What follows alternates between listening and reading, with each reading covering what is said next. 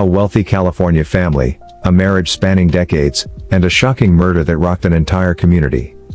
The Susan Polk case has all the elements of a gripping Hollywood thriller, but this twisted tale is all too real.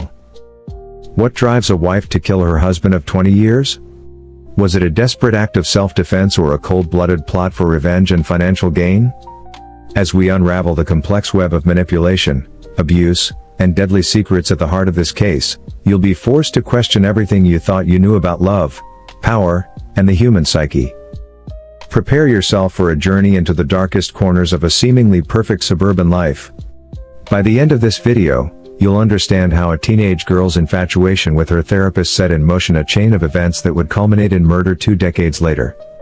But be warned, the shocking truth behind Susan Polk's actions may leave you questioning your own judgment and wondering, how well do you really know the person sleeping next to you? She was the mother of 3 children. He was her therapist. Their covert relationship started in secrecy and ended in a deadly tragedy. A scandalous romance that spiraled into a fatal obsession. At the center of it all, Susan May Polk, the woman who shocked the nation by killing her husband, the same man who once held her delicate mind in his care.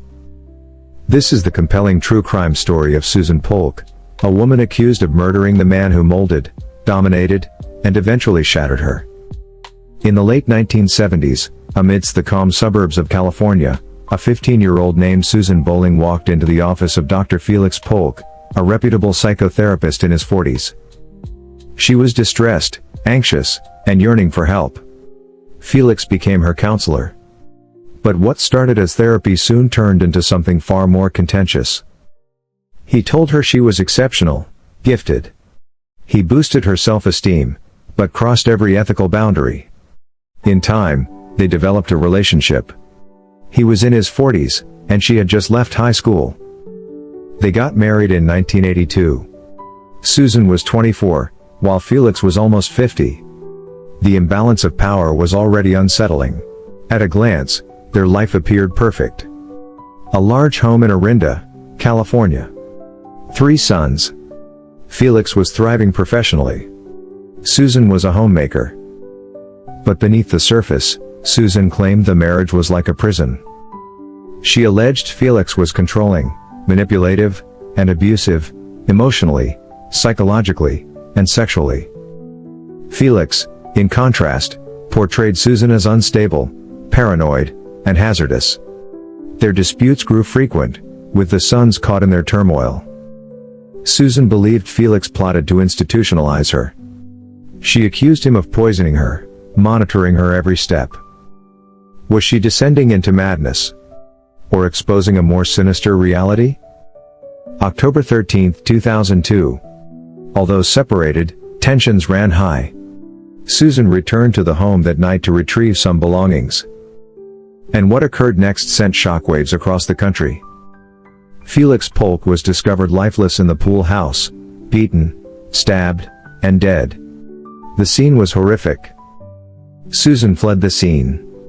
Authorities found her the next morning at a hotel, disoriented. She claimed it was self-defense. That Felix attacked her. That she had no other option. In 2005, the courtroom became a battle arena. Susan Polk faced charges of first-degree murder. And audaciously, chose to represent herself. She cross-examined witnesses, including her own sons, 2 of whom testified against her. One son described her as paranoid and delusional. Another expressed fear for his father's well-being. Susan insisted on her innocence, claiming she was defending herself.